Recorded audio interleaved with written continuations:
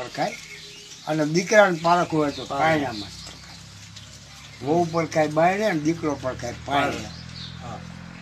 એટલે એનો મતલબ શું દાદા? એનો મતલબ ઈ કે પેલા આપણે ઉમરાવાળા ઘર હતા. હા આપણે જયારે ઓસરી ટપી જાવ પણ રૂમ આવે ને, રૂમમાં ઉમરા હોય લાકડાના, 12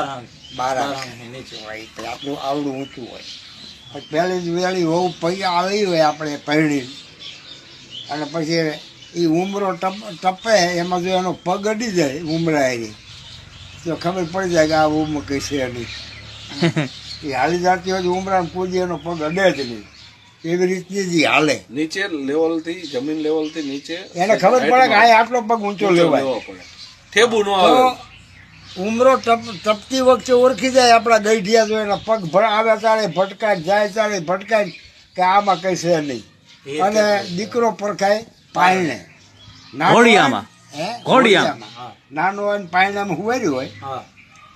પછી એ હૂતો આમ પગ આડાવડા કરતો જ હોય ને, તો જ્યાં ખોયામાં પગનો ઘસારો લાગે વધારે પડતો, અને ખોયું અહીંયા ફાટી જાય પૈકી.